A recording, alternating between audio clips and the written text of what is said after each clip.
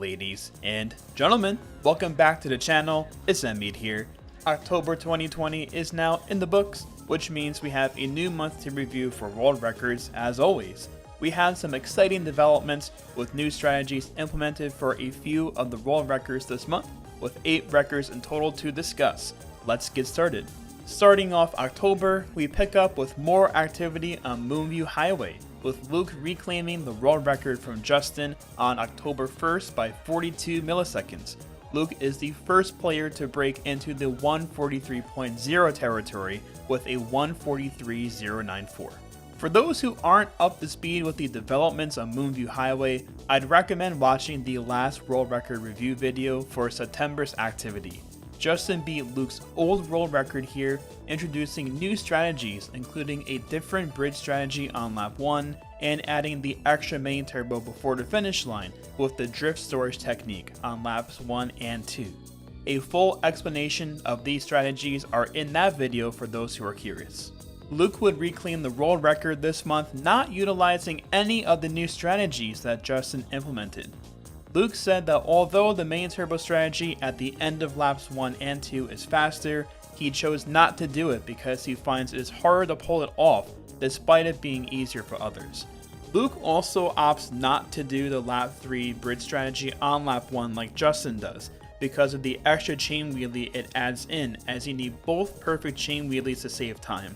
Instead, Luke does the slip drift strategy at the bridge lap 1.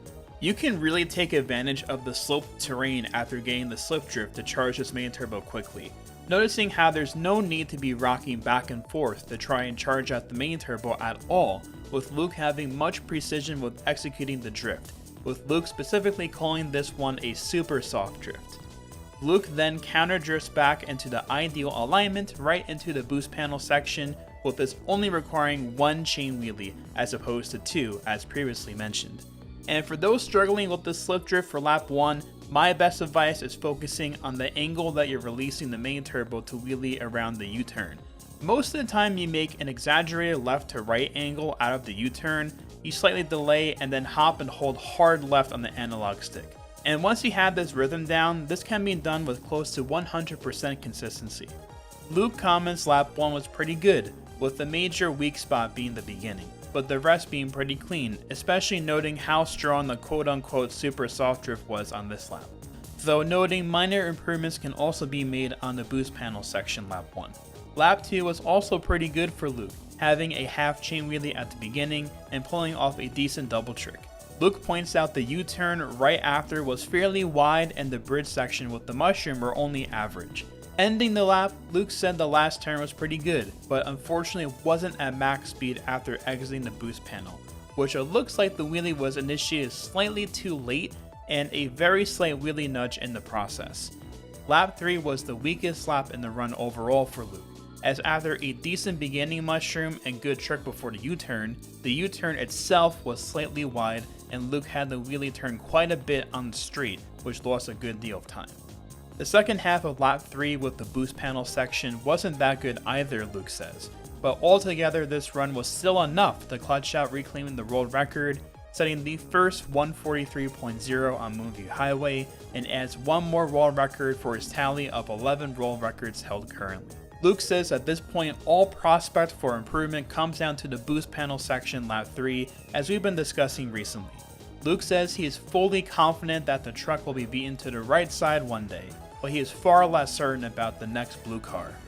And as we can see, this turn is exceedingly more treacherous as we're pushing the limits now. Even with that said, we have a look into the future of Moonview Highway with the prospect of the elusive 142 being hit. Luke actually had a fail that would have been a 142 while still going to the left of the truck and the right of the blue car. This replay is from the perspective of the 142 fail versus Luke's new world record of 143.094. Luke got past all the major obstacles, but unfortunately went over one boost pad just before the last turn. And by the way, this run was still a 143.554, which would have been on Europe's top 10, missing an entire boost panel, which is insane. Afterward, Luke's run was corrected in Dolphin to see what this run could have been, and we see the results here. I remember back when Toad Tom, Fox, and eventually Liam held the record here in the 143.3 territory. And at that time, a 142 really didn't seem that feasible unless there were potential new strategies implemented. Several years down the line to present day, seeing a 142 fail in absence of the newer strategies is crazy. This is another great example of these world-class players pushing and exceeding previous limits, unlocking new possibilities for Sanders' hit for tracks like these that can be pace locked with the moving obstacles like the cars here. Hats off to you, Luke, for your improvement and inching ever closer to the 142 mark. Good luck on your future attempts here. Moving on now, we head to Mushroom Gorge No Glitch, where Connor continues his insane progress. Connor improved his world record twice in October, with the first run on October 11th beating his previous world record by 38 milliseconds, with a time of 1:48.06. 10 days later, on October 21st, Connor would break another barrier, hitting the first 140.7 on Mushroom Gorge No Glitch. He beat the 806 by 26 milliseconds with a time of 1:47.80. It seems that each time there's been an improvement with the first 140 here and beyond. In August of this year, there's been more to reach for, and Connor has been consistently working on this on his streams the past few months. Starting with Connor's first improvement, Connor notes the run is very good overall, but it had a below average lap 2 this time. Lap 1 had a full drop chain wheelie before the cave lap 1, and lost a good chunk of time on the mushroom skip and shortcut on lap 2. For lap 3, Connor felt the bounces on the double main turbo entering the cave could have cost a new best known split, but it was still somehow a 33.4. Heading now to Connor's 1:47.80, Connor said he thinks this run had more notable flaws than the 1:48.06 had. Connor notes he had no full chain wheelies before the double main turbo entering the cave on all 3 laps, along with some bounces on lap 1. The mushroom skips on laps 1 and 3 were very good at least, which made up for some lost time. Connor said the lap splits in this run were pretty good overall, with lap 3 being great, being only 9 milliseconds off the current best known split for lap 3. Connor says that 140.6 will probably be his stopping point in his Mushroom Gorge grinding saga that we've been watching the past few months between Connor and Daniel. Connor said the best splits can still be improved, with a lap 1 around 33.650 being feasible and around a 33.370 being feasible on lap 3. Connor said he just doesn't see himself beating his current best split of 33.442 on lap 2. And as always, there are different resources in the description of these video uploads, with one of those resources being the spreadsheet for the current best known splits on all the tracks in different categories. And it's definitely worth a look sometime to see what has been hit and to see what can be possible in all runs down the line. Connor closes his comments for this month saying that an ideal run for him at this point will be a low 33.7 lap 1, a low 33.5 lap 2, and a low 33.4 on lap 3. I always love to see players pushing the bounds of their records, especially when they are in the mode of playing the track, and Connor has remained diligent, especially when it comes to Mushroom Gorge. So congrats to you, Connor, for your improvements this month, and good luck on achieving your goal here in the future. Now we head over for some glitch activity this month, with a huge milestone being met for SNES Ghost Valley 2 glitch. On October 19th, Logan would become the first person to pull off the task glitch in a world record run on SNES Ghost Valley 2. Logan's run was able to beat Lee's old world record by 124 milliseconds, with a time of 57.38. There's a lot to unravel here, and quite simply first, I can't believe this was actually done in a run, let alone improving the 3-lap world record with it. Logan said he was grinding improvements for his timesheet when eventually Ghost Valley 2 was his worst ranked time. Logan thought pulling off the task glitch would ensure the fast lap world record, and maybe even the 3-lap world record. Logan explains for improvements here, most of the time save is the landing from the first glitch and how fast you can turn around and do the second glitch. Logan says the double wheelie that you do for the second glitch setup is akin to the Mario Circuit glitch double wheelie setup, so he was able to adapt to that really well here on Ghost Valley 2. Logan says he would really like to push this down to a low 50-second run and maybe a high 49-second run. And to explain what is happening here, after he clips the pole on lap 1 and he makes a task glitch back all the way behind the finish line, he drives a little bit further behind than when he lands. That's because he's hitting the last key checkpoint to make sure that the lap actually counts. After he reaches that mark, he turns around and moves forward, and he has that epic fast first lap, and driving shroomless on laps 2 and 3 is still good enough to get the new world record here. Logan's resume for hitting the hardest glitches and shortcuts in the game and improving those world records is quite extensive now, with several examples being GCNDK Mountain 3x3 glitch, to the Toad's Factory box clip, DS Desert Hills glitch, Mario Circuit glitch with the 3x3 left tree strategy, the N64 Sherbet Land pole glitch, being the first person to successfully do the GC and Waluigi Stadium glitch this past year, and now hitting the task glitch in this run for an overall world record. I'm always curious where he would order these strategies in terms of which are the hardest. Logan ranks this glitch in the top 5 of the hardest glitches, but at least mentions that this glitch can get easier with the timings of the task strategy. With hearing where the potential can go for the task strategy and improving this track now, I feel this is going to be a permanent meta shift for SNES Ghost Valley 2 world record runs now. Leaf's world record that Logan beat was a very strong 2x3 glitch run with a 58.62. Although the current best known splits for the task strategy are a bit far off the 3x3 normal glitch runs with using the finish line pole at the beginning, I think most players trying to improve this in the future are going to abandon the 3x3 pole glitch strategy. For starters, a 3x3 pole glitch run has never been hit here, with only a optimized 2x3 run being pulled off over 9.5 years after this glitch was discovered and pulled off in 2011 for good reason. The main issue is not the first pole glitch on lap 1, as that is the easiest one to do in comparison to laps 2 and 3. From what I've been told in the past by specialists with this glitch, the no-stop glitch into laps 2 and 3 is extremely difficult. Stack that difficulty with quite simply getting less attempts at runs altogether compared to going for the task glitch runs now. At least if you're doing task glitch attempts, if you make the first glitch before the task glitch and fail it, you're resetting after roughly 3 to 4 seconds into the run. And if you somehow make a 2x3 glitch run, you're almost 33 seconds into the run when you'd be aligning for the third glitch. The turnover for actual attempts is extremely excessive in comparison to going for the task glitch now. And with all those factors outlined, that is why I feel this is really going to be a meta shift moving forward at this point. With Logan beating Leaf's run, Logan ends one of the longer world record reigns that Leaf had on SNES Ghost Valley 2. Leaf set his first world record here on June 26 of 2015, and held the world record for almost 2,000 days straight, 1,942 days between both his 51.319 and 58.62 world records. Leaf's world record reign here slots him in at the 9th longest world record reign in the game's history, which is extremely impressive. All in all, what an epic accomplishment. Congrats to you, Logan, for reaching this milestone for SNES Ghost Valley 2 glitch, and good luck on your future improvements here. We had more glitch activity this month, this time heading to Grumble Volcano.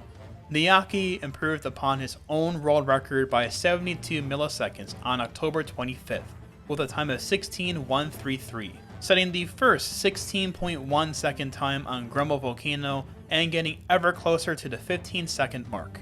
Niyaki made a tweet after setting this new world record, and as always, with the help of good old Google Translate, this reads as follows: I have updated it again.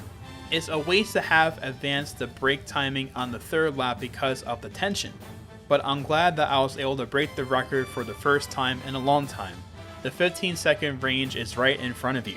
I can understand what Niyaki means when he mentions brake timing on lap 3 because of tension, which I believe would also equate to his nerves, lap 3.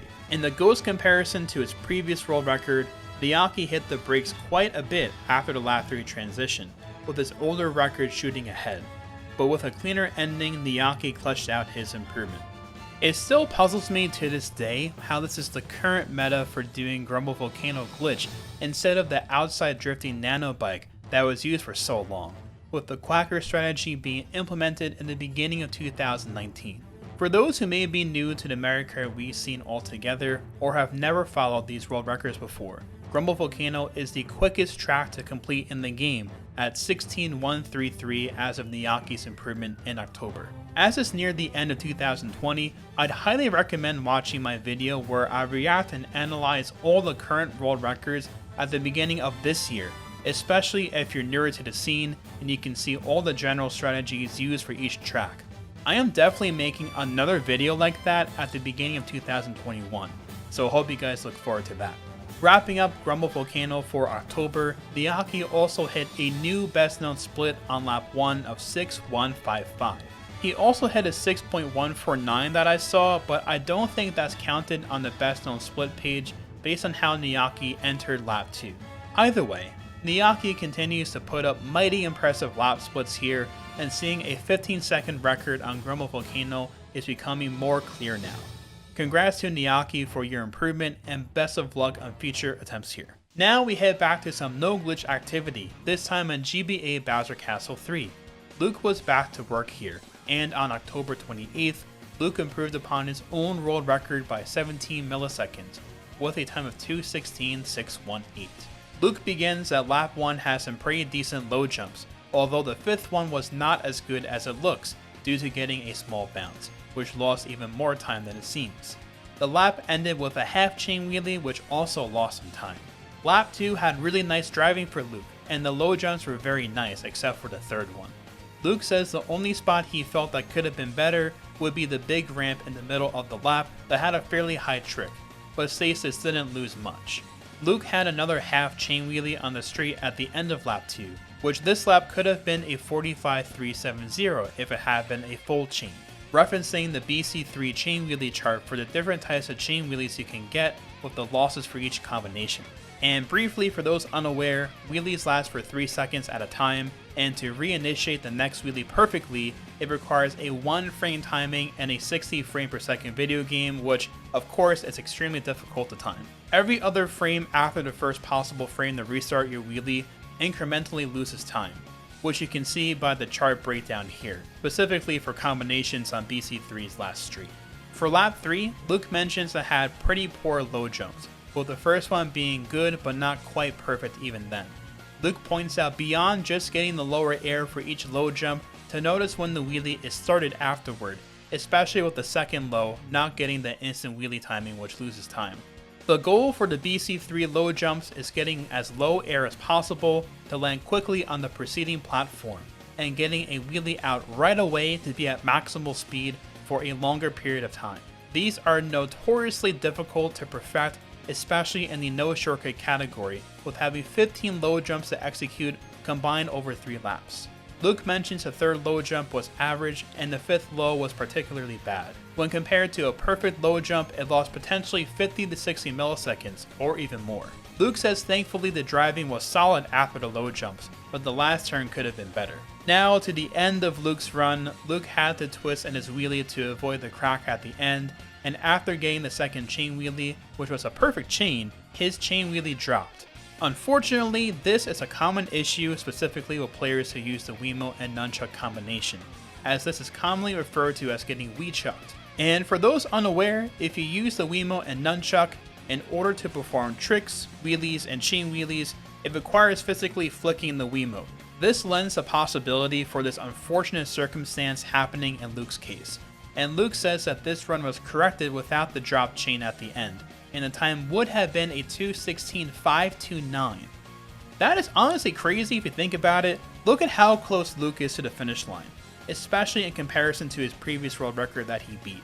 He gets the perfect chain wheelie, but in this distance to the finish line, loses almost all of that lead, with the mistake itself losing 89 milliseconds in that short distance to the finish line. This actually shows how vital it is to be preserving your fastest method of travel on the track, which is traveling in a wheelie, with a wheelie being at 97 km per hour and not in a wheelie at 84 km per hour for the Flame Runner in Funky Kong. Luke says for future improvements here, there is technically a lot of time to cut from where it is right now, though it will be extremely difficult to cut time in the low 2:16 range.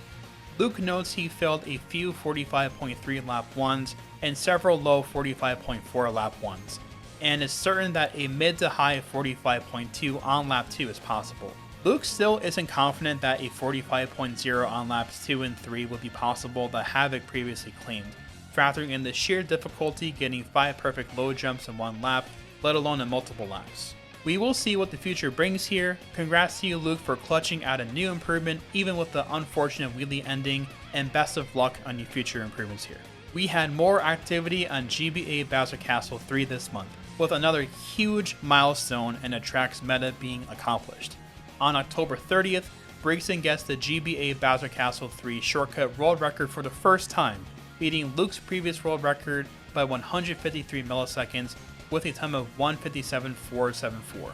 This is the first time the shroomless ultra cut has been done in a world record run. The shroomless ultra shortcut has been known for quite a while, but it's never been seriously implemented into runs due to the sheer difficulty of the strategy. Most of the time, if anyone has ever pulled this off in a time trial, it was after a run failed. And one of BC3's older world record holders, Choi, had pulled this off in a few failed runs in the past, but never actively went for it to improve a run. Brigson says he has been wanting to do this for a long time, but never thought he'd actually be able to do it, considering how incredibly hard it is to land the shroomless shortcut. His interest actually came from Choi, as mentioned earlier, who was chatting with him about the shroomless cut in a stream chat. Brigson then tried his hands at it and got the first 38-second lap 1 with one mushroom in a few days. Eventually, he came back to trying this once more around 1.5 weeks before setting this current run, expecting to get nowhere, and he said he was just playing it because he had nothing else to do, and somehow landed this time. As Brigson was specifically going for a run with a shroomless cut in the run, the shroom strategy was changed, being 2-0-1 instead of 1-1-1. Brigson explains that this is due to both his nerves and the thwomp before the lows on lap 2. Brigson wanted to do the normal shroom ultra shortcut on lap 1 and use a second shroom through the dirt as he could go under the thwomp on lap 2, which saves time. Brigson said if he did the shroomless attempts on lap 1, it would be incredibly boring for him, and he would be nervous for a full 2 laps most likely. Brigson said he preferred to go for the shroomless cut on lap 2 because he knows how his nerves work. And if he were to do it on lap 3, his nerves would be weak enough to make it way too hard to do the shroomless cut. Brigson says that if he did it on lap 2 instead, that his nerves could potentially carry him through the normal shortcut easily. Brigson said this turned out to be right in the end, as this run was only his second time entering into lap 3 with the strategy and his best pace he's hit. Brigson says lap 1 wasn't good at all for the most part, but the double chain wheelies at the end carried it to be a pretty good lap. Lap 2 was pretty good for Brigson, aside from the many rehops after landing the shroomless shortcut, as it was incredibly wide and was shocked he didn't hit the wall on the opposing side. Brigson says he had 2 options, which were to wheelie over the gap and most likely throw his run away, or hop over it and still have a shot at the world record, choosing the second option. But when doing so, he had the wackiest evasion of this fireball I've ever seen in a run, and Brigson even said that the fireball actually scared him and made him freak out a lot. Brigson said in the end, lap 3 was really clutch, making the shroom cut and driving the lap decently well. Brigson says he has a weird habit for hitting really clutch lap 3s after poor lap 2s, and this case was no different. Brigson said that if he got the first full chain wheelie on the straight at the end of lap 3, the lap would have been roughly a 39.059, which would have been a new best known split for the normal shroom cut. Brigson says overall, he's incredibly happy that he was able to get the world record run with the shroomless cut, being one of the most difficult things he has done in the game in terms of difficult shortcuts. So he's proud of this even with the obvious errors. Brigson comments that this really shows how far the BC3 world record has been improved over the years. Brigson says although he can't speak for players in the early 2010s, because he only started playing the game in 2016. Ever since the shroomless cut was used in task records for slightly over 10 years. Only a few 3-for-3 shortcut runs have used a shroomless cut, with the rare shroomless cut split being completed in over 10 years. As time has progressed, as previously mentioned, it was only worth going for the shroomless on failed runs. But at this point, with Luke's previous record of 157.627 with 3-for-3 normal shroom cuts, the likelihood of eventually needing to go for the shroomless cut to make further improvements in the record became higher. Brigson says he really likes this sort of thing, so when he picked up the run and before setting this time, Brigson decided to commit to trying the shroomless cut every single run with this shroom strategy, and got pretty lucky with getting this run as fast as he did. As with SNES Ghost Valley 2's meta shift in October, I feel we're at nearly the same point with BC3 shortcut now. Asking for a low 157.4 and lower with 3 for 3 shroom cuts is pretty nuts honestly. Luke's old record was extremely good and was already a very hard mark to beat for doing the 3 for 3 shroom cut. Although it's still technically possible to beat Breakson's run with 3 for 3 normal shroom cuts, I'm interested to see if this will be a permanent meta shift for the world records here moving forward. In Mario Kart Wii's past, many strategies found have been deemed either task only or very nearly impossible to do in real time. But time and time again, players eventually gave these strategies a true shot, and one player always paves the way for several others to follow suit on these tracks, and the meta continues to evolve. I'm very curious for what the future of GBA Bowser Castle 3 shortcut improvements will be, with what strategy players opt to go for now. Of course, a 3 for 3 shroomless ultra shortcut is optimal, so we will see how many years it takes for that one to be done. Overall, massive props Breakson for pulling this off. What an epic accomplishment this is. Congrats to you, and good luck if you end up picking this up again down the line. Now we head to the last improvement of October 2020. This time on DS Yoshi Falls, David returns to improve his own world record. David sets the previous world record of 58.719 earlier this year in April. David's new run in October beat that run by 5 milliseconds with a time of 58.714 on October 31st. David comments that this run was a poor run all around, with lap 1 being an awful split. The low waterfall, the bounce thereafter, and the bad last turn all lost time, which we can see with the multi-ghost comparison to his previous world record here. Lap 2 was the best split in this run for David, though he notes it wasn't great by any means. It started out well, but he unfortunately entered the second waterfall slightly too tight, causing him to get airtime that was really sketchy and lower than usual, with some bounces that followed after as well. David says his angle entering lap 3 was too far left, which led to lap 3 having an awful start, with a bad bounce after the first turn, sending him extremely wide. Thankfully for David, he says he thought the run was a lost cause, until he got a rare style of an ending waterfall, where your tire is pushed slightly left upon landing, and you end up getting the main turbo out a lot quicker. David says that this saves a good amount of time and is very uncommon to occur. David said that unfortunately the last turn once again was bad, as he was angled too far to the left and ended up with a 86 km/h drop wheelie, closing a very disappointing improvement, David says.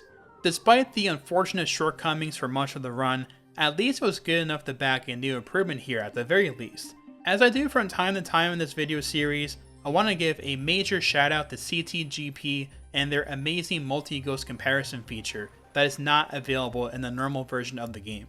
This allows for extremely interesting ghost comparison like these to be made. To the untrained eye watching improvement after improvement of these tracks, it may be difficult to see how a run could be better than the last, like in this case with a 5 millisecond improvement. Watching all 3 laps, how these very small details can cause quite a bit of time, it helps you pick up on things that can either save or lose time. Even for advanced veteran players like myself, you can sometimes see something that happened in a run that you didn't think was fast, but actually was faster than something that you used to do. Even with some of the errors that David outlines, it shouldn't outshine the world-class driving that's executed here to yield a new world record. And with that, congratulations to you to coming back here, David. David actually had a bigger improvement that would count for the first day of November instead of the last day of October, with the time zone that world records are officially tallied. And we will of course be covering that for November's world record review video in the future. With October 2020 in the books, we are officially at 88 world records set in 2020 thus far, still averaging nearly 9 records per month in the first 10 months of 2020.